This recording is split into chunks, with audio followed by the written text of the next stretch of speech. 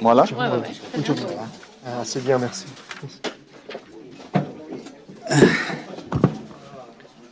Aspetta, Sì, un po' basso. Che deve passare? Vuoi... già sono basso di mio. Così? No. Sì. Troppo alto. Ouais. Ah bah je t'en prie, Abby, vas-y. On attend, vas-y, on a 2 minutes. Allez, donc, bonjour à tous. On va commencer donc, comme d'habitude, avec des questions pour Pau Lopez. Ensuite, nous libérerons le joueur et nous passerons aux questions pour le coach. Pour expliquer le... We gaan eerst beginnen met vraagjes voor Pau Lopez. En daarna dan gaat hij natuurlijk naar de training. En dan gaan we door met de trainer Gattuso voor de vragen. Alors, qui veut démarrer pour Pau? Karim. Bonjour Pau. On sait que on est dans un moment de Ligue Europa, dans une compétition où vous êtes plutôt à l'aise depuis le début de saison, mais j'aimerais juste revenir un petit peu quand même sur ce qui s'est passé samedi soir avec un OM à deux visages complètement différents. On n'a pas reconnu l'Olympique de Marseille en deuxième mi-temps. Le coach s'est exprimé après le match. Quelles sont vos explications à vous? Je suis désolé de revenir sur ce match-là, mais c'est le dernier qu'on a vu et ça tombe sur toi en plus. Non, t'inquiète. C'est compliqué de donner une explication là, non? Parce que c'est vrai qu'on a vu deux équipes complètement différentes. Première mi-temps, peut-être on a joué la meilleure première mi-temps depuis que les coachs arrivent à Marseille. Et après, la deuxième mi-temps, on n'a rien joué, non? Je pense qu'il faut assumer ce qu'on a fait là. Il faut assumer le deuxième mi-temps qu'on a joué à Strasbourg. Il faut le garder dans la tête. Il faut garder dans la tête pour pas oublier pas ce qu'on ne peut pas faire, non? Je pense que c'est pas admissible la deuxième mi-temps qu'on a joué, même pour les clubs qu'on joue. Mais comme tu as dit, non? Dans le foot, on peut pas garder ce qui est passé déjà. Il faut garder en avant. Je pense que demain, on a une opportunité très importante pour tout le monde pour jouer. Mais c'est vrai qu'on doit donner un peu plus tout le monde, non? Jusqu'aujourd'hui, on peut dire que c'est pas assez ce qu'on a fait. C'est vrai que depuis que le coach est arrivé à Marseille, on a beaucoup amélioré, on a beaucoup changé l'équipe, mais on n'a pas gagné beaucoup de matchs. Et ça, c'est une chose importante. Et après, c'est pas le coach qui joue, c'est nous. C'est nous qu'on doit trouver la solution. Il y a le coach qui nous aide tout le temps, on fait ce qu'il nous demande. Mais après, les petits détails, c'est nous qu'il faut les contrôler parce que nous on est dans le terrain. Non? Je pense que c'est le moment peut-être plus important de la saison parce qu'on peut changer la dynamique, on peut être en dynamique très négative. Non? Et je pense qu'il faut garder nous-mêmes ce qu'on doit faire, ce qu'on peut faire mieux pour l'équipe. Et à partir de là, je pense qu'on va gagner des matchs et on va être dans une situation différente. Parce que je pense qu'on a tout pour faire très bien les prochains matchs. Ik weet dat het... C'est long. Oui, non, mais pas de souci. Ik weet dat het een Europa League 1 wedstrijd is, maar ik wil toch even terugkomen op zaterdag. Want we hebben toen een Olympique gezien met twee gezichten. Wat is er in godsnaam gebeurd? De trainer was boos en hoe leggen jullie dat eigenlijk uit? Sorry dat ik deze vraag moet stellen, maar ja, het is nu eenmaal hoe dat we het als laatst hebben gezien. En het antwoord van Pau is, ja, het is moeilijk inderdaad om daar echt een goede verklaring voor te geven. We hebben inderdaad twee gezichten laten zien. De beste eerste helft sinds dat onze coach hier kwam. En ja, we kunnen niet anders doen dan onze kop omhoog houden. Want dat kan echt niet tegen deze club dat we in deze tweede helft tegen Straatsburg zo ontzettend zijn ingekakt. En ik wil ook zeker tegen Ajax daarvoor opmaken eigenlijk. En om meer te laten zien morgen. Want sinds Gattuso gaat het veel beter bij onze club. Maar we hebben nog steeds minder gewonnen. En wij als spelers moeten het laten zien op het veld in die kleine details. En daarom hoop ik dat we morgen die dynamiek tegen Ajax thuis kunnen omzetten. En dat gaat denk ik ook lukken morgen. Daar heb ik vertrouwen in. Jean-Claude. Ou Fabrice, pareil. De toute façon, chacun. Bonjour. Tu viens juste de dire que c'était à vous les joueurs de trouver la solution pour essayer de repartir de l'avant. C'est quoi cette solution d'après toi? C'est mental, c'est technique, c'est tactique? C'est quoi qui va vraiment vous permettre de repartir de l'avant? Je pense que c'est un peu tout, non? Je dis que c'est nous qui est dans le terrain, mais après, c'est vrai qu'il y a les coachs qui nous aident, c'est pas que nous. Je pense que c'est surtout une chose mentale. Les joueurs sont les mêmes joueurs plus que les mêmes joueurs que la saison dernière. Il y a de très bons joueurs qui vont avec la sélection de son pays. Je pense qu'on a une équipe très très forte. Mais après, c'est vrai qu'on n'a pas trouvé le résultat qu'on attendait ou qu'on espérait. Et ça, c'est une chose importante. Je pense que pour ça, je dis qu'il faut regarder nous-mêmes ce qu'on peut faire mieux. Parce que c'est vrai qu'on a de bons joueurs, c'est vrai qu'on a de la qualité, mais c'est vrai aussi que c'est pas assez. C'est pas assez. On a dans un club, l'exigence est très, très haute. Et il faut donner tout. Et même dans les mauvais moments, c'est là on doit trouver la force mentale pour jouer l'OM. C'est facile de jouer l'OM quand les choses marchent bien. C'est facile à le stade, avec tout le monde qui te dit oh, très bien, tu joues très bien, tu es le meilleur. Mais là, il faut monter la personnalité de chacun. S'il y a le président qui nous a choisis, c'est pour ça, parce qu'il sait qu'on peut donner ça. Et alors, il faut penser à le travail qu'on fait tous les jours. Il faut oublier un peu tout ça qu'il y a autour de l'OM, tout c'est l'extérieur. Et après, penser qu'est-ce qu'on peut faire mieux pour l'OM, pour l'équipe, et ce que nos coachs nous demandent. Il faut penser seulement à ce qu'on doit faire dans le terrain, c'est notre travail. Et après, je pense que tout va arriver. U had gezegd dat jullie zelf als spelers oplossingen moeten vinden. Maar wat zijn dan precies die oplossingen? Gaat het om technische oplossingen, tactische oplossingen, mentale oplossingen? En het antwoord is dat het een beetje toch aan alles ligt natuurlijk, maar toch vooral mentaal. Want we hebben dezelfde spelers en dezelfde, het zijn allemaal internationals, ze zijn zeer sterk. En desalniettemin hebben we geen resultaten laten zien. Dus ik denk dat we naar onszelf moeten kijken en moeten concluderen dat het niet genoeg is geweest. En dat we dus ook in de slechte momenten, want het is makkelijk om te roepen dat alles goed gaat, als het goed gaat met de club en dan allemaal blij te zijn, dat is geen enkel probleem. Maar juist in die slechte momenten moet je laten zien dat je alles wilt geven voor je club en je karakter laten zien. En vergeten wat er buiten het veld speelt en alles geven voor de club. En dat is vooral mentaal, denk ik. Jean-Claude. Bonjour Pau. Bonjour. Tu parlais de personnalité, mais vous avez perdu beaucoup de joueurs de caractère cet été avec les départs de Payet, Guendouzi, Kolasinac ou Sanchez. Demain soir, vous retrouvez Samuel Gigot qui était suspendu à Strasbourg et qui, lui, justement, ne fait jamais défaut sur la mentalité. Est-ce que tu peux nous raconter comment ça se passe avec lui sur le terrain? Tu le diriges, il est dans la défense devant toi. En quoi son caractère, justement, sa personnalité vous font du bien au groupe, font du bien à l'équipe? Voilà, tout simplement. Oui, c'est vrai qu'il y a des joueurs qui sont partis, mais après, il y a des joueurs qui sont venus aussi. Il y a Kondo. Il y a Aubameyang aussi, qui joue là. Il y a des joueurs qui sont venus à Marseille. Il y a Renan qui joue avec le Brésil aussi. C'est vrai que c'est facile de trouver les excuses quand on est dans un mauvais moment. Mais je pense qu'on a de la personnalité dans le groupe. C'est vrai que comme tu as dit, Samu, c'est un leader pour nous. C'est un joueur qui il montre le caractère qu'il a. Pour ça, il est un de notre capitaine. Pour nous, c'est toujours important, si le coach décide de faire le jouer, que lui être dans le terrain. Mais je pense que le problème, c'est pas qu'il manque de caractère dans l'équipe ou il manque pas de leader.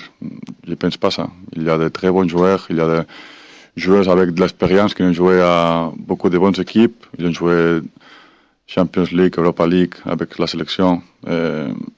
C'est facile de trouver l'explication là, mais c'est pas vrai. Et je ne pense pas que ça c'est le problème de l'homme aujourd'hui. Jullie zeiden dat jullie heel veel goede spelers hebben, maar jullie hebben ook heel veel goede spelers verloren de afgelopen tijd en die zijn vertrokken. En ook met de centrale verdediger bijvoorbeeld op het veld, zoals Mbemba. Er zijn spelers die dat echt nodig hebben. Hoe gaat het dan op het veld in de verdediging? Hoe beïnvloedt zijn karakter het spel op het veld? En het antwoord is ja, het klopt inderdaad. Veel spelers zijn weggegaan. Maar ook heel veel goede spelers zijn ervoor in de plaats gekomen. Kondo is gekomen, Kondogbia, Aubameyang, Bemba is ook gekomen. En dat zijn hele goede spelers. Dus ik denk niet dat het ons per se ontbreekt aan karakter op het veld. En ook niet in de verdediging. Het heeft er gewoon niet in gezeten in de afgelopen wedstrijd. Ik denk niet dat de verdediging daar maar moet afvallen. Monsieur. Meneer Lopez, de wedstrijd in Amsterdam die vond plaats in een hele bewogen periode voor Olympique Marseille, voor de club. In hoeverre is nu de rust wedergekeerd en kunnen spelers zich echt concentreren op het voetbal? Le match à l'Ajax, ça a été une période très, très, très étrange pour l'OM aussi. Et comment est-ce qu'on peut dire qu'il n'y a plus de tranquillité maintenant pour l'OM? Dans quel sens est-ce qu'il n'y a plus de tranquillité ici, à Marseille, comparé avec les périodes? Ok. C'est différent. Je ne sais pas si c'est tranquillité, mais c'est différent. La semaine qu'on a joué à Ajax, c'était une semaine compliquée pour tout ce qui s'est passé à Marseille. Et maintenant, c'est différent. Peut-être qu'il a une atmosphère différente parce qu'on ne réussit pas à gagner des matchs. Mais je pense qu'on va trouver deux équipes complètement différentes. Même Ajax, ce n'est pas la même équipe qu'on a joué là. Parce qu'on a changé de coach, on a de la bonne dynamique, ils ont gagné le dernier match. Il y a de très bons joueurs qui jouent très bien avec le ballon. Et demain, ça va être un match très très difficile. Si on ne joue pas bien, on va être superé 100% pour eux. Er is inderdaad een hoop veranderd sinds die wedstrijd. En ik denk niet alleen dat er bij Olympique heel veel is veranderd, maar ook bij Ajax zelf. Dus ik denk dat morgen niet alleen onze club totaal anders zal zijn, maar ook die van Ajax. Het zal een wedstrijd zijn tussen twee totaal andere clubs. En Ajax heeft ook een andere trainer en een andere dynamiek gekregen. Hij zegt niet veel specifieks over wat er veranderd is bij Marseille. Bruno. Bonjour. Bonjour. À Strasbourg, on t'a vu à un moment donné bouger un peu et secouer Unai sur la fin de match. Tu disais tout à l'heure la personnalité, ainsi de suite. Est-ce que cette équipe, elle ne manque pas de révolte un petit peu de temps en temps, d'après toi? Oui, peut-être. L'action avec As, même après le match, j'ai parlé avec lui. Je m'excusais aussi avec lui. Mais ce que je lui demandais, c'est de comprendre parfois la situation de chaque joueur, que parfois c'est pas facile quand tu joues pas, quand tu viens d'une blessure comme ça. Moi, je l'ai dit même à lui qu'il est un des meilleurs joueurs qu'on a dans l'équipe. Je pense que l'équipe a besoin de lui. Et peut-être la manière qu'il entrait dans les matchs, c'est pas la meilleure manière d'entrer dans les matchs, non? Je lui ai dit ça, je m'excusais parce que peut-être c'est pas la meilleure manière de dire les choses, mais parfois dans les matchs c'est toujours compliqué. Mais il y a pour nous, As, pour moi, je parle pour moi, je pense que c'est un joueur différent, c'est un joueur qu'on il est bien, c'est un joueur que des meilleurs joueurs de le championnat. Et pour ça, je suis très exigeant avec lui. Parce qu'il y a l'équipe qui a besoin de lui. Et quand tu sors dans un match comme ça, avec l'exigence qu'il avait, il faut donner un peu plus, non? Et pour ça, je me suis énervé avec lui. Après, je me suis excusé. Et il acceptait, il n'y avait aucun problème. Unai. Ah, merci. Je voulais pas forcément parler que de Unai. Ouais, allez. Je voulais pas mettre le doigt sur Unai, quoi. On a vu ton geste, oui, voilà. On a l'impression que c'est aussi pour toute l'équipe, voilà. Non. Ouais. Ok. Zijn jullie niet een beetje te naïef geweest tegen Straatsburg? Moet je niet meer brani tonen en wat meer revolt, zoals ze dat noemen hier? En het antwoord was, had specifiek op één speler, As Unai, ging daarover omdat Paulo Lopez die was heel boos tegen hem. Maar dat was niet alleen naar die ene speler As Unai bedoeld, maar ook naar de hele club als zodanig bedoeld. En hij heeft nu net heel lang uitgelegd over dat As Unai een van de beste spelers is die veel brani en veel karakter kan tonen op het veld. Maar net wordt uitgelegd dat de vraag niet specifiek over die speler was bedoeld, maar ook voor de hele ploeg. Oui, quand je parlais avant des petits détails, je pense que ça c'est une chose qu'on peut parler, non? Je pense que maintenant à Marseille, la sensation que j'ai, c'est qu'il y a le meilleur groupe de personnes. Depuis que je suis arrivé à Marseille, il a les meilleurs vestiaires, de bonnes personnes, de très bonnes personnes. Mais après, il faut séparer ce qui se passe dans les matchs, ce qui se passe hors de terrain. Et parfois, on peut dire que peut-être il manque cette exigence entre nous.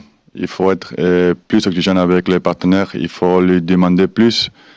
Et pour ça, j'ai parlé que ce n'est pas suffisant ce qu'on a fait jusqu'à aujourd'hui. Ce n'est pas suffisant parce qu'on a réussi à gagner des matchs. Alors, il y a des petits détails que peut-être avec la communication, avec la concentration, avec l'aide des partenaires, on le peut améliorer. Et pour ça, c'est toujours important à avoir cette communication dans le terrain, cette exigence entre nous. Et après, quand on sort dans le match, on se donne la main, on se fait un câlin et il n'y a aucun problème. Comme je te dis, j'ai parlé avec lui, il a accepté les excuses. Et après, je te dis, cette semaine, il s'entraînait très très bien. Même je l'ai dit aussi. Je l'ai dit, si tu t'entraînes comme ça, il n'y a personne qui te peut arrêter. Parce que ça fait des plaisirs quand il est avec les ballons, quand il court, quand il prend les ballons à les partenaires. C'est incroyable pour moi. Et pour ça, j'étais exigeant avec lui et avec tous les partenaires. En nu gaat hij in op dat de hele ploeg meer brani moet tonen. En dan zegt hij daarover dat Marseille wat mij betreft op dit moment de beste persoonlijkheden heeft met de beste karakters op de bank, zeg maar. Het zijn gewoon de beste spelers. Maar we moeten als ploeg echt leren om los te laten wat er buiten de ploeg speelt. En veel meer die concentratie vinden om samen ons te kunnen focussen op wat gebeurt op het veld. En daarom vind ik het belangrijk om dat morgen te laten zien. En dan gaat hij weer terug ook over As Unai. Dat hij zich aan hem heeft geëxcuseerd over hoe hij zich gedroeg na afloop van de wedstrijd tegen Straatsburg. Dat hij boos was met hem. En hij heeft uitgelegd aan hem, aan As Unai, dat hij dat juist deed omdat hij voor hem de beste is. En dat hij juist zo goed speelt en dat hij daarom ook zo verdrietig was over wat hij liet zien. Maar het zijn weer dikke vrienden inmiddels. Allez, on va finir avec Pao pour la dernière question, Karim. On parle beaucoup du contexte depuis le début de la conférence de presse, de la période, des choses qui vont pas. Et vous avez un match quand même important à jouer demain dans une compétition où vous êtes plutôt bien.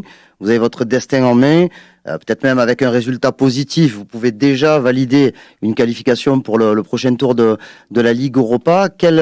Est-ce que cette compétition-là, vous la voyez vraiment comme une bouffée d'oxygène dans cette période-là où vous restez focus pour essayer de gagner des matchs ou c'est un match qui vient dans un marasme complet de toutes les performances que vous faites, Ligue 1 et Ligue Europa confondues? Non, je pense que si on pense que le match n'est pas une opportunité, on se trompe, non? Je pense que chaque fois qu'on joue un match avec l'OM, c'est une opportunité. C'est une opportunité pour jouer avec l'OM. C'est une opportunité pour faire les choses mieux que le dernier match. Et demain, c'est encore une opportunité pour faire très bon match, pour jouer à la maison, pour jouer avec les supporters. Ils sont en train de vivre une saison compliquée, mais ils sont toujours là. Si on donne quelques petites choses, ils vont être toujours là, parce qu'ils sont les meilleurs supporters qu'on a en France. Alors, il faut donner quelques petits détails. Il faut donner encore un peu plus parce qu'ils sont toujours là. Ils viennent à Strasbourg, ils viennent à Lens, ils viennent à Athènes. Ça, c'est incroyable. Et demain, on a l'opportunité de jouer encore au Vélodrome. On va jouer 3 matchs d'affilée là. Ils sont 3 matchs très importants pour nous. On a besoin d'eux. Moi, je ne peux pas demander rien parce qu'ils sont toujours là. Ils sont toujours là. Et on a la fortune qu'on joue à cette équipe-là. Il y a de la pression aussi, mais ça, c'est une chose que chacun il faut gérer. Et demain, c'est une opportunité pour jouer un match contre une très bonne équipe comme c'est Ajax. Mais je pense qu'on est prêt pour jouer ce match-là. Het gaat veel over wat allemaal niet goed gaat in deze periode bij Olympique. Maar morgen spelen jullie in een competitie waar alles best wel goed gaat. En hoe zie jij dan die wedstrijd van morgen precies? Is het een soort zuurstof tussen alle slechte dingen die er gebeuren? Of zie je het meer als een soort irritant tussenspelletje bij de Ligue 1? Het antwoord is dat elke wedstrijd voor Olympique Marseille is een kans om voor Olympique Marseille te spelen. En met name ook thuis voor de supporters echt altijd een kans, want zij zijn er altijd, de fans zijn er altijd voor ons. Het zijn de beste fans van Frankrijk, zonder twijfel. En daarom moeten we ook meer geven voor hen. En ze volgen ons overal naartoe, naar Athene, naar Brighton, naar Amsterdam. We hebben nog 3 belangrijke wedstrijden te spelen in de Vélodrome. En daarom voel ik me geprivilegeerd om voor hen te kunnen spelen. En ik ben er zeker van dat we alles hebben om een goed resultaat tegen Ajax neer te kunnen zetten.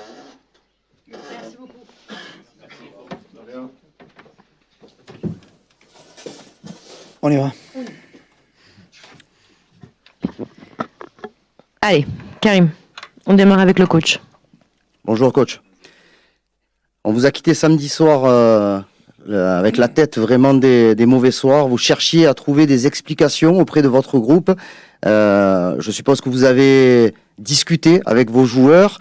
Est-ce que en quelques jours vous arrivez à repartir au combat et à trouver des explications, des motifs d'espoir pour le match de demain et les matchs qui arrivent? Le polemiche non servono a nulla, perché sento dire bisogna usare la frusta, bisogna usare maniere forti, no?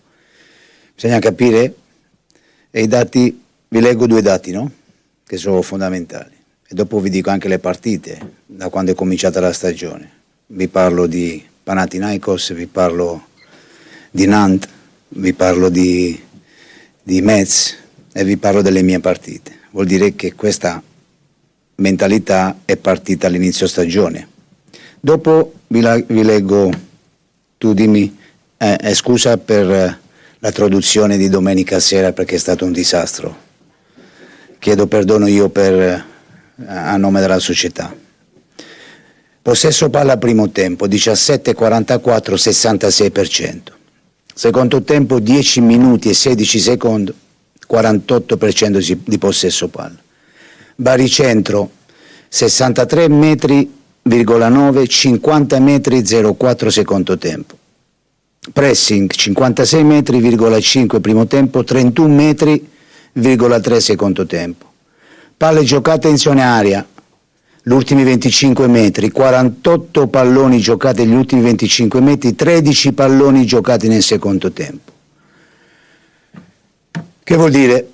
Che questa è una squadra che in questo momento qua non sta sul pezzo, non riesce a dare continuità per 90 minuti su quello che prepariamo, su quello che giochiamo. E per questo quando io dico è la mia responsabilità, perché non voglio difendere la mia squadra, però la mia responsabilità è che ancora non ho portato questa squadra qua per 90 minuti a stare in quella tipologia di giochi che facciamo. Perché ripeto, 56 metri, giocare su 31 metri, ragazzi, è il doppio, cambia, 48 palloni giocati, ma questi dati sono tutte le partite, che abbiamo dei picchi, perché ai K-Atene, primo tempo giocati, i primi 30 minuti in una maniera incredibile, secondo tempo a picco. E succede questo. Allora dico, dove dobbiamo migliorare? Ho sentito prima che facevi la domanda di Endouzi, Payet, tutti questi giocatori qua. Hanno vissuto, hanno una storia, è il passato. Ti creavano anche nello spogliatoio problematiche, perché erano giocatori di personalità. Ma oggi non è il problema della personalità, è della continuità, di quello che facciamo e di come alla fine, alla prima difficoltà, ci sciogliamo come la neve al sole. Io penso che questi dati bisogna capire e come preparare questa squadra qua, migliorare questo aspetto qua. Questa è la verità. Hai intendito bene? Sì, l'ho capito, sai. Se non intende, ripeto. Non fa niente, no, certo, lo farò. Quindi, alors, le samedi, comment on fait la demande, on a compris? Oui, oui. Je commence avec le français, ok. Oui, le français, c'est La réponse, c'est que on pourrait toujours traiter les joueurs avec la main dure, avec la force. Mais le plus important, c'est qu'on a des dates très importantes. Et que ces dates, il les a montrées maintenant, je vais le montrer. Dans le premier demi-temps, on a eu 66% de possession de ballon, et dans le deuxième demi-temps, on a eu 48%. Dans le centre de gravité, dans le premier demi-temps, ça a été 63,9 mètres, le centre de gravité sur le terrain. Mais le deuxième mi-temps, on a eu le centre de gravité sur 50,4 mètres sur le lieu de terrain. Le pressing, c'est la même histoire. On a 56,5 mètres où on fait le pressing. Mais dans le deuxième mi-temps, ça diminue à 31,3 mètres. Et aussi, c'est le même, on pourrait dire, pour les jeux.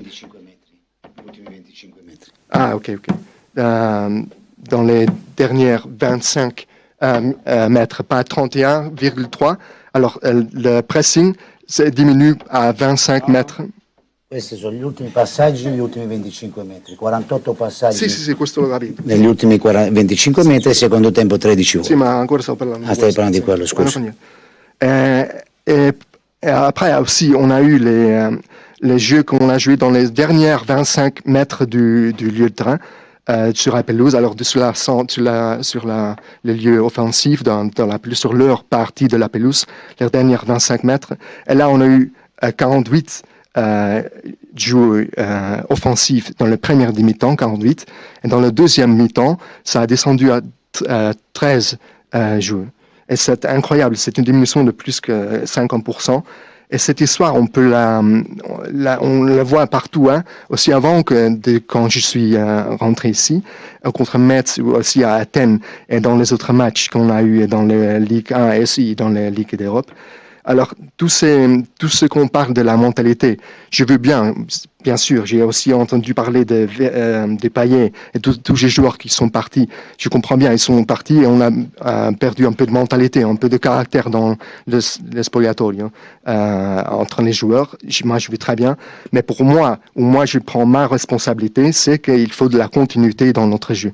Alors pas pas seulement de la mentalité, mais surtout de la continuité dans le jeu parce qu'il faut nos ventes à 90 minutes et pas une diminution de 50% dans toutes ces dates-là dans le deuxième mi-temps. C'est fou, quoi.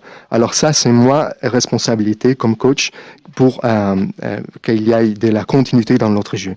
Ça, c'est le plus important et j'insiste qu'on a vu ça pendant toute cette année chez l'OM. Alors ça, selon moi, c'est vraiment sur qu'il faut travailler. Aussi pour demain. Alors demain, on aura cette occasion de montrer qu'on peut le faire pendant 90 minutes.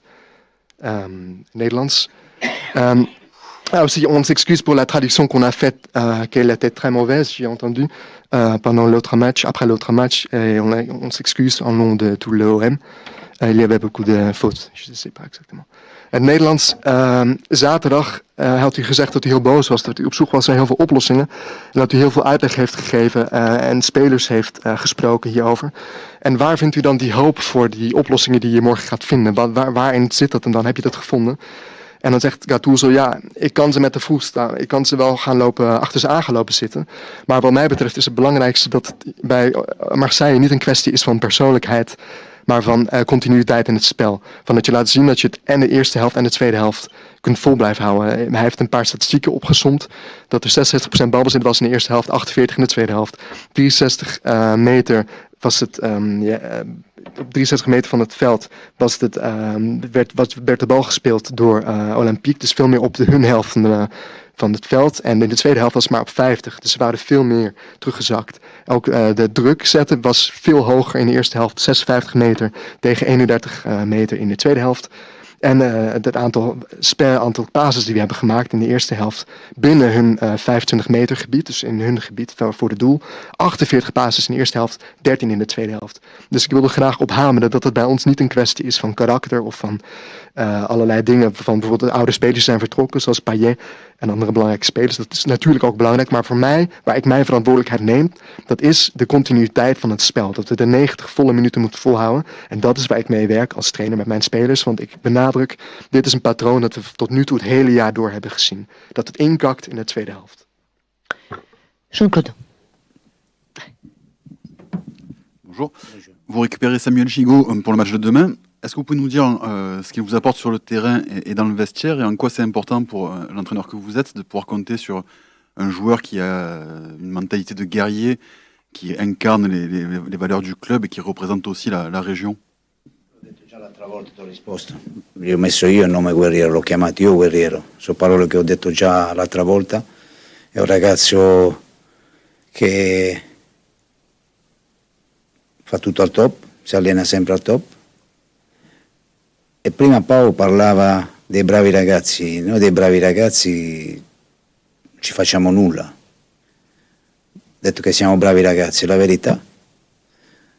Prima ha detto che Az discuteva, non deve chiedere nemmeno scusa a Paolo ad Az, perché quei bravi ragazzi non si vincono le partite. E Gigot rappresenta quello, rappresenta uno che quando gioca parla, Noi in questo momento nel dato è che parliamo anche alla prima difficoltà, certe volte può succedere anche che l'allenatore parla, a me è successo quando giocavo, c'è da fare un blocco difensivo per 5 minuti, parla, noi stiamo qua, e la lettura certe volte anche, e capire il periodo della partita, annusare, e penso che a noi questo ci manca, è un dato di fatto che ci manca. Dopo la chiamiamo leadership, la possiamo chiamare esperienza, secondo me è mancanza di vissuto, è mancanza di giocatori giovani che nel momento di difficoltà hanno così poche esperienze che non sanno dove appoggiarsi. E dobbiamo migliorare questo. E i giocatori come Giroud, i giocatori come Pau, i giocatori di esperienza, come Kondogbia, Veretout, devono prendere in mano la situazione in quel momento storico di dire più duro, perché guarda che 4 volte come a Strasburgo ci hanno mangiato. Allora si fa più duro, e Giroud porta questo, Giroud rappresenta questo, ma con uno non ci facciamo niente.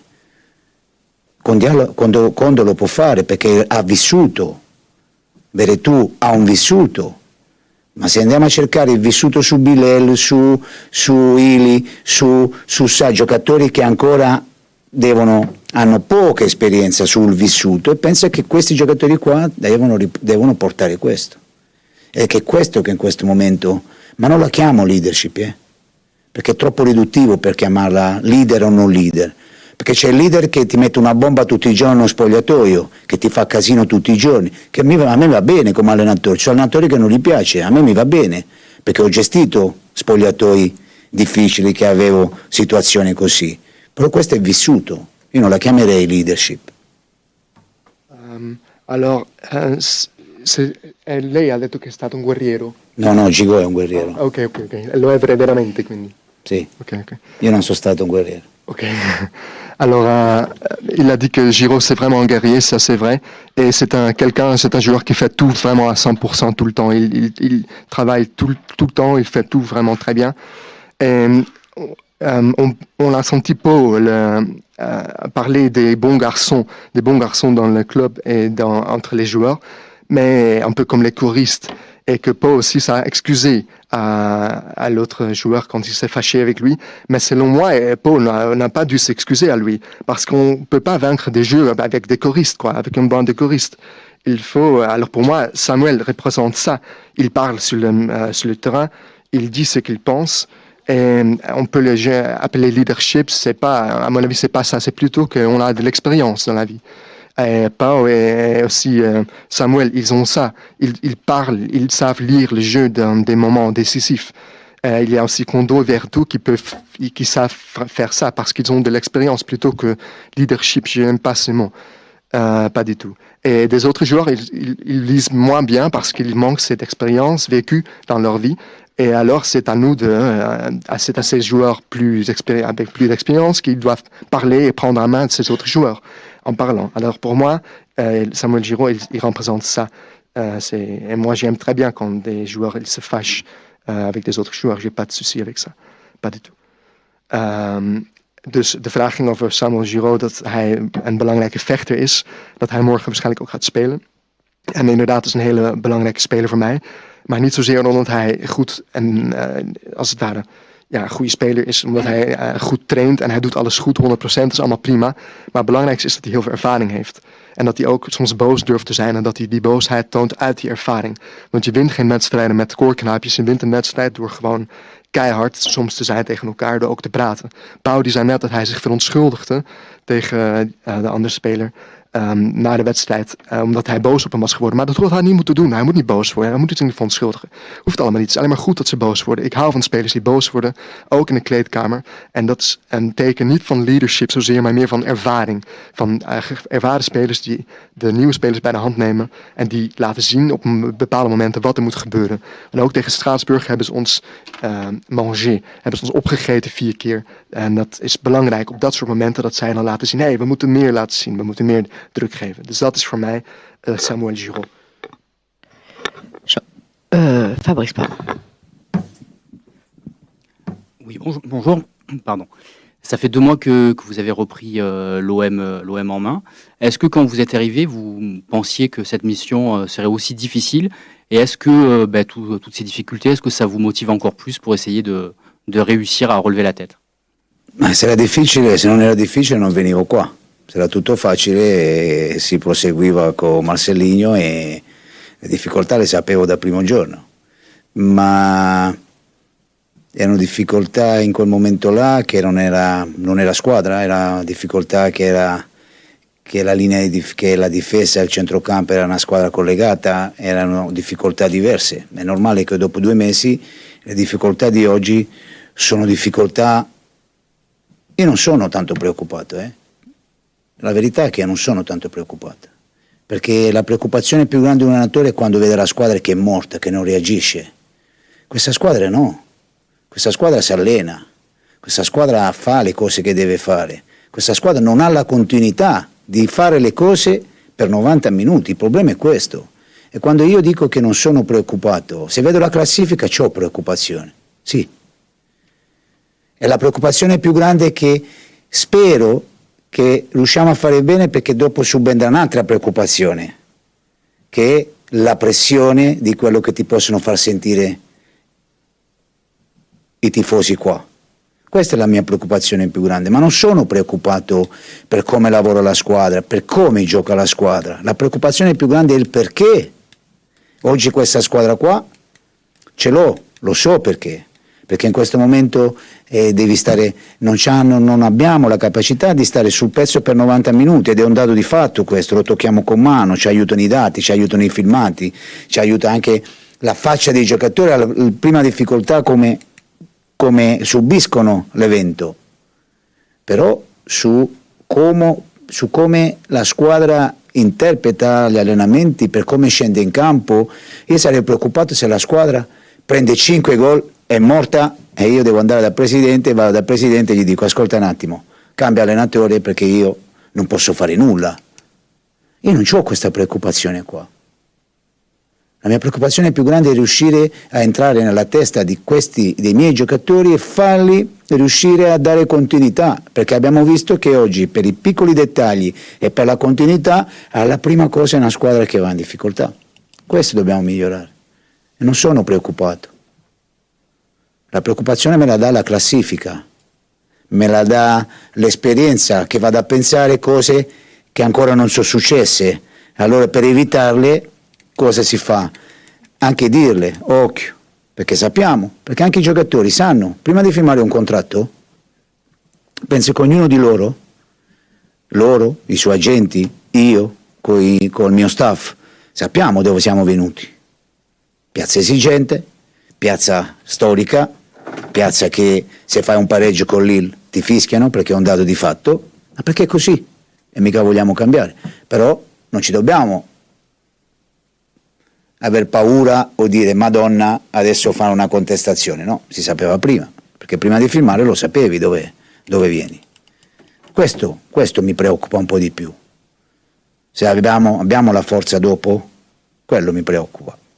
Non mi preoccupa la parte tecnico-tattica, perché è evidente che questa squadra in questo momento, quando fa le cose fatte bene e sta in partita e crea e gioca da squadra. Il problema, la prima difficoltà, un evento, pam, e ci facciamo il segno da croce e succede quello che sta succedendo.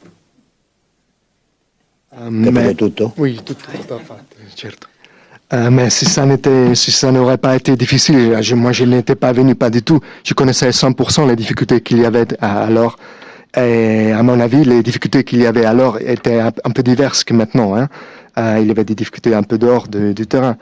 Et alors, pour moi, ce que me donne de l'espérance, c'est de voir ce que nous donne pas de l'expérience comme entraîneur, comme entraîneur, c'est qu'on voit un club qui est mort, qu'on voit des joueurs morts, quand on prend 5 buts par exemple, et j'ai rien pu faire, et on peut rien faire, les joueurs sont morts. Ça, alors bien sûr, je m'en vais.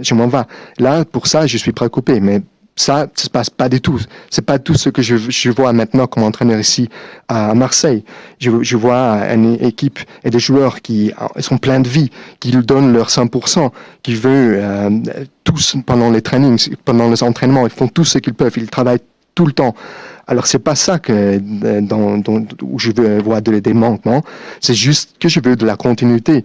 Je veux justement rentrer dans leur tête. Je me préoccupe pour ça. Pourquoi est-ce qu'on n'arrive pas à montrer ça pendant 90 minutes? Et pour ça, je travaille tout le temps et nous aide bien sûr des analyses vidéo, des dates et ce que nous racontent les joueurs. Mais c'est ça plutôt mes soucis et pas du tout des autres difficultés. Parce que si on ne trouvera pas cette continuité dans notre jeu, là, je sais ce que pourrait être à venir dans le futur. Parce que là, la pression pourrait se monter. Je sais très bien qu'ici, on est dans un club où, par exemple, si on joue 0-0 contre Lille, on fait se moquer par les fans et c'est normal parce que c'est un club avec une histoire et avec beaucoup de pression. Et c'est très normal et tout le monde le savait avant de venir ici, même les autres joueurs. Mais moi, comme entraîneur, j'ai fait tout pour alors retrouver cette continuité dans notre jeu. Parce que c'est ça, dans le futur, que me préoccupe plutôt que des autres trucs, des autres choses. 4-5 gol, con lo Strasburgo che secondo tempo siamo stati molto fortunati perché sappiamo 3 gol nitidi, perché su 3 gol non ruba niente Strasburgo. Sì. Ah bien, on a eu beaucoup de fortune contre Strasbourg. On aurait pu, dans le deuxième mi-temps, on aurait pu prendre 3, 4, 5 buts. Ça aurait pu être, ils nous ont mangé, quoi. Alors ça, c'est ça qui me préoccupe plutôt que d'autres choses. Néerlandais. Ja, je bent hier nu al 2 maanden en wist je eigenlijk van tevoren voordat je hier zou komen dat het zo moeilijk zou zijn? Had je daar motivatie voor om ook hier naartoe te komen voor die 2 maanden toen je hier naartoe kwam? En waar vind je ook de motivatie? Nou ja, als het niet moeilijk was geweest, was ik überhaupt niet gekomen. Ik wist 100% de moeilijkheden, maar de moeilijkheden die speelden zich vooral buiten het veld af en niet zozeer op het veld. Dus wat mij betreft is dat wel heel veel veranderd. Als een trainer moet ik heel eerlijk zijn dat de allergrootste angst die wij als trainer hebben is dat we een club zien, een ploeg zien die dood is op het veld. Dat zou mijn grootste angst zijn geweest en gelukkig zie ik dat niet. Ik zie een ploeg die 100% levend is en die alles doet om te winnen, die ook 100% traint, ze geven alles wat ze hebben. En het enige wat we gaan willen is continuïteit aan ons spel. Want dan, en dat is mijn echte angst, als die continuïteit niet wordt gevonden, dan ga ik me wel zorgen maken. Want ik weet dat als wij gelijk spelen tegen Lille, dat we worden uitgefloten vanuit de tribunes. En dat is normaal. Dit is een ploeg waar we heel veel, met een geschiedenis, met heel veel harde fans. Dus niet zozeer dat ik wist dat die moeilijkheden er zouden zijn. Ik wist van die moeilijkheden. Maar mijn moeilijkheid is het terugvinden van die continuïteit. Daar doen we alles voor met videoanalyses, met data, met praten met spelers. Maar als we dat niet vinden, die continuïteit, dat is waar ik me vooral zorgen om maak. Oui. Buongiorno. Voor uw tijd natuurlijk, maar het was een spektakelstuk in Amsterdam. Een droom voor de fans, een nachtmerrie voor de trainers waarschijnlijk. Hoe moet het morgen gaan? Mag het weer zo spectaculair of is het voor de gezondheid van de trainer beter als het wat compacter en wat minder spectaculair met wat minder doelpunten, maar een kleine overwinning wordt? Amsterdam veramente visto un spettacolo, è stato un spettacolo anche per i tifosi, per tutti quanti è stato incredibile, ma forse non per lei come allenatore. Come vorrebbe lei? No, io non c'ero come allenatore, era una partita che non ha... Ma per domani cosa spererebbe? Sì, sto dicendo la partita del 3-3 ad Amsterdam, non ero io l'allenatore, è un Ajax totalmente diverso, è un Ajax che non c'entra nulla da quando è arrivato Van Schip, è una squadra che ti fa venire il mal di testa perché fanno rotazione in tutte le zone del campo, provano a giocare, vengono a pressione molto alta, molto ultraoffensiva, ed è una squadra che non c'entra assolutamente nulla da quando è arrivato Van Schip e sicuramente sarà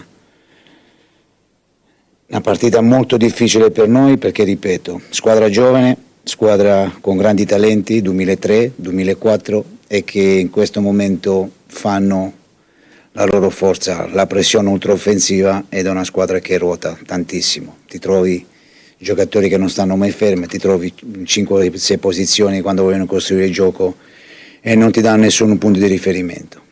C'è un dato molto importante che ti fa capire quello che voglio dire. Brighton, che normalmente dà 10-15 barra punti percentuali di possesso palla, sempre 65-70%, Ajax Brighton 53% Ajax, 47% Brighton, e penso che è stata la prima partita da quando De Zerbi allena il Brighton che ha fatto meno possesso dell'altra squadra, perché è una squadra che, ripeto, si muove tantissimo, grandissime rotazioni, e quando ti viene a prendere, quando viene a pressione, fa una pressione organizzata con 5-6 giocatori in modo molto veemente, ed è una squadra che, guardandola, non capisco come fa a stare in quella posizione nella Liga olandese. Nou, ik was daar niet als trainer bij die wedstrijd. Ik heb ook helemaal niks met die wedstrijd te maken. En sinds Van Schipper is het allemaal totaal anders. Dus wat dat betreft heb ik daar niet zoveel over te zeggen qua vergelijkingen. Ook niet over morgen. En ik heb ook erop aangehaakt van, ja, maar vanmorgen, wat betekent vanmorgen? En hij zegt, nou ja, dat interesseert me niks. Ik was er gewoon niet bij. En Ajax is gewoon een hele moeilijke ploeg om tegen te spelen. Hele jonge ploeg, hele talentvolle ploeg. Heel veel beweging op 5-6 posities, waarvan alles gebeurt. Eén statistiek zegt al meer dan genoeg. Meestal heeft Brighton bijvoorbeeld 65% balbezit. Maar tegen Ajax hadden ze 47% balbezit en Ajax 53%. En dat is volgens mij de eerste keer dat De Zerbi minder balbezit had in een wedstrijd tegen een andere ploeg. Dus dat is best wel ongelooflijk. Het is een zeer georganiseerde ploeg. En als ze aanvallen, dan doen ze dat met z'n allen in één keer. En ik vind het dus heel moeilijk om daarin, als trainer, is het heel moeilijk om daarmee om te gaan. Ik begrijp ook echt niet hoe het kan dat zij op die plaats staan in de Eredivisie. Vind ik ongelooflijk. Alors dans le monde dès que à Amsterdam on a vu une gare totalement folle, ça a été un match fou, 3-3 bien sûr, mais pour les fans ça a été fantastique de voir ça et d'y être présent, mais peut-être pour l'entraîneur on s'espère un peu un jeu un peu plus compact quand même, et un jeu un peu plus contrôlé pour demain. Comment est-ce que vous pourriez ménager les jeux de demain un peu plus compactement, peut-être plus défensivement, comment vous voyez ça? À mon avis, j'ai rien à dire sur ce jeu à Amsterdam parce que je n'étais pas là simplement. Dès que Van Schip, l'entraîneur de Ajax, est venu, leur jeu a changé totalement et ils jouent d'une façon beaucoup plus offensive, et c'est un club très difficile de jouer en contre parce qu'ils sont beaucoup de jeunes, de joueurs jeunes de 2003 à 2004 avec beaucoup de talent et beaucoup de mouvements à 5 ou 6 positions environ. Alors c'est très difficile de jouer. Juste pour montrer ce que je veux dire, il y a une statistique de Brighton contre l'Ajax. Normalement, De Zerbi a plus de possession, environ 65% de possession de ballon. Mais contre l'Ajax, ils ont eu, le Brighton de Zerbi a eu 47% de possession contre 53% de l'Ajax. Alors ça, pour moi, déjà montre le jeu que l'Ajax veut montrer avec leur possession de ballon. Et c'est pour moi, que je sache, la première fois que De Zerbi n'a pas eu plus de possession de ballon dans un match pour Brighton.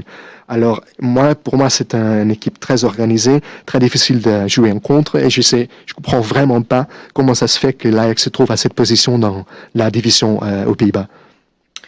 Allez, on va prendre les deux dernières parce que c'est très bon. Mathieu et Michel. Bonjour coach, j'ai deux petites questions. Pour réveiller votre équipe après Strasbourg, est-ce que vous envisagez demain de secouer aussi votre composition d'équipe en relançant des joueurs avec un faible temps de jeu? On pense à Murillo, Maïté et d'autres. Et la deuxième, elle est très courte, c'est Mehdi Benassia est arrivé officiellement ce week-end à l'Olympique de Marseille. Il est là pour vous aider. Comment peut-il vous aider précisément selon vous? Ma penso che Benassia in questo momento non so se è sicuro che fa parte dell'organigramma del Marsiglia. In questo momento penso che qua sta osservando come ospite, e quando sarà ufficiale, quando mi sarà presentato, vi dirò cosa penso. In questo momento non c'è stata nessuna presentazione, è qua soltanto per guardare, sta guardando, e dopo, quando sarà ufficiale, vi dirò cosa penso, cosa farà con me, cosa potremmo fare insieme. Però in questo momento non posso dire nulla perché non abbiamo parlato di nulla, la verità, e non è stato presentato. E né il presidente né Stefan sono venuti nel mio ufficio a parlare di cose in questo momento. Aspettiamo quando sarà ufficiale e ti risponderò a questa domanda. Vediamo, domani vediamo chi scenderà in campo. Sicuramente Murillo, quando ha giocato, ha sempre fatto bene, quando è stato chiamato in causa. Vediamo. Non voglio parlare chi giocherà, chi non giocherà per non dare vantaggi all'Ajax, solo questo. Però domani valutiamo, sicuramente scenderà la squadra migliore in campo. Je ne sais pas si Benatia fait partie de l'OM officiellement maintenant. Maintenant, il est là, il analyse ce qu'on fait, il regarde nos jeux, il est ici comme hôte, plutôt qu'officiellement partie de l'OM. Alors après, bien sûr, j'aimerais très bien vous raconter mon avis sur lui, mais on n'a pas vraiment parlé encore. Alors, ni le président, ni d'autres gens l'ont présenté officiellement, mais après, je serai tout à fait à votre disposition pour parler de mon avis sur Benatia. Quant aux joueurs de demain, je ne vais pas vraiment y parler parce que je ne vais pas donner des avis à l'Ajax, je ne vais pas montrer mes cartes à l'Ajax, alors mieux de ne pas en parler. Allez Michel, on termine avec toi. Ah pardon. Benatia is hier dus gekomen als soort van toezichthouder. Hij kijkt een beetje wat er gebeurt op het veld. En de vraag was, wat vind je van Benatia? En het antwoord daarop is dat Benatia nog niet officieel deel uitmaakt van de ploeg. Ik heb nog niet echt met hem gesproken. Hij is hier als gast en hij ziet hoe wij spelen, hoe we trainen, et cetera. Als ik hem heb gesproken en als hij officieel is gepresenteerd, wil ik graag zeggen wat ik vind van Benatia. Wie gaan er morgen spelen op het veld? Dat zeg ik niet, want ik wil Ajax geen voordeel geven. Oui, Michel, on termine avec toi. Bonjour Gennaro. Bonjour Michel. On a bien compris que donc depuis samedi vous êtes un petit peu en colère, que l'équipe ne vous ressemble pas. On tourne autour du pot, on parle que voilà, elle manque un petit peu de caractère. Et puis il y a cette fameuse continuité que vous aimeriez avoir pendant 90 minutes. Est-ce que demain simplement vous allez changer quelque chose? Est-ce que c'est, Mathieu le disait, dans les noms des joueurs? Est-ce que c'est dans le dispositif, dans le schéma tactique ou dans le discours avant-match? Est-ce que vous allez changer quand même quelque chose pour bousculer un peu l'équipe? Ma no, non so se cambiare qualcosa, dipende cosa intendi per cambiamento. Cosa intendi per cambiamento? Di uomini? Di sistema di gioco? Cosa sistema di gioco? Ma in questo momento, però scusa, se io faccio 48, creo 48 palle gol 25 negli ultimi 25 metri, vuol dire che io ci arrivo. Vuol dire che quando si spegne la luce, io ripeto, per me non è una questione di tecnica, non è una questione tattica o una questione di modulo. Che dopo il modulo, se vai a vedere, il primo tempo noi con Kondogbia, con Jordan Veretout, terzino andava in ampiezza, noi ci abbassavamo col centrocampista e diventava terzino. Questo non è un modulo, questo è l'interpretazione del gioco, come vuoi giocare. Io non mi baso 4-3-3, 4-2, no, io mi baso come fare male ai miei avversari e come diventare non fragile quando mi attaccano. E allora capisci che non è, perché cambiamo spesso, dipende anche dalle squadre che andiamo a giocare, perché non facciamo sempre la stessa pressione, non facciamo sempre le stesse cose, ci basiamo sulla cosa. Secondo me oggi è un problema non di uomini, di giocatori che possono dare un qualcosa in più. Dopo è normale, io sono d'accordo con te che quando le cose non vanno devi dare la possibilità, però se tu vedi stanno giocando quasi tutti, giocano quasi tutti, solo un Mbamò è quello che per i centrali che abbiamo, però alla fine gli attaccanti esterni entrano tutti. Muguè non ha giocato perché è stato infortunato un mese, però dopo alla fine chi dal primo minuto, chi dall'altro, Az è stato un mese fermo, è un mese che è stato fermo. Allora capisci, dopo non abbiamo tutta questa scelta di giocatori, dici c'hai 25 giocatori, siamo quelli, siamo 20 giocatori con 2 o 3 giovani e non è che abbiamo una grande scelta. Però ripeto, hai ragione quando dici forse di mettere qualche giocatore fresco, però alla fine se vai a vedere i giocatori stanno giocando tutti, chi meno, chi di più, ma alla fine giocano tutti. Aubameyang che è stato 2 partite che non ha giocato Vitinha, e non è partito titolare. Correa certe volte non ha giocato, ha giocato Sarri e Ndaye, Harit ha giocato esterno qualche partita e sta giocando dentro.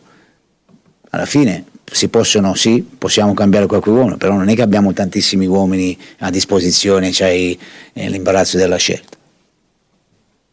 Alors, quand on voit qu'on fait 48% de jeu dans l'area offensif, dans le premier demi-temps, alors là on voit que déjà on peut Je suis d'accord avec votre question, on pourrait changer des joueurs, mais à mon avis, tous les joueurs déjà ont joué, et tous les joueurs ont joué dans des diverses positions, et vraiment tous les joueurs jouent. Alors là, je suis embarrassé par les choix qu'on a. Alors c'est pas une question de changer des joueurs, c'est pas une question et c'est pas aussi une question de tactique, parce que moi je m'intéresse pas du tout pour la tactique. Je m'intéresse pas pour le 4-3-3 ou le 4-5-2 ou quoi que ce soit. On a vu que Kondogbia et Verretou, ils font des petits triangles, par exemple, quand l'attaquant central sur le milieu de terrain descend un peu, et on fait des petits triangles comme ça, mais ça c'est normal, c'est sur le moment qu'il faut lire le jeu. C'est ça le plus important pour moi, et pour trouver cette continuité, quand on a 48 joues offensifs dans le premier demi-temps et 13 dans le deuxième mi-temps, ça montre qu'on peut le faire, mais qu'on l'a pas. Alors, ouais. Più o meno tutto, no? Sì. Ben joué.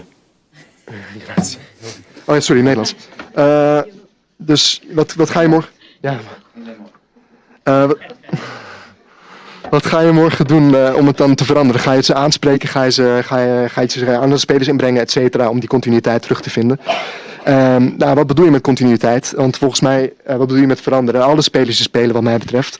Het is ook geen kwestie van dat we het niet kunnen, want we hebben 48 goede aanvallen laten zien tegen Straatsburg, maar we zijn gewoon ingekakt in de tweede helft. Dus we kunnen het ook. Het is gewoon puur, en ik interesseer me ook niet voor de tactiek, 4-3-3, 5-3-2, interesseer me allemaal niet. Ze hebben allemaal gespeeld. We gaan het gewoon zien morgen en ik ga alles doen om die continuïteit morgen ook in de tweede helft te laten zien tegen Ajax. A vous, a vous. Attends. Abbraccio. Grazie tanto. Grazie. Alla prossima. Una piccola cosa, per capire bene i numeri che ci ha dato all'inizio sono quelli di Strasburgo solo? Sì, quindi è peggio del solito? Grazie. No, su per giù sappiamo sempre un po'. Sì, perché non è la prima volta che vediamo così. Il y a la compo dessus.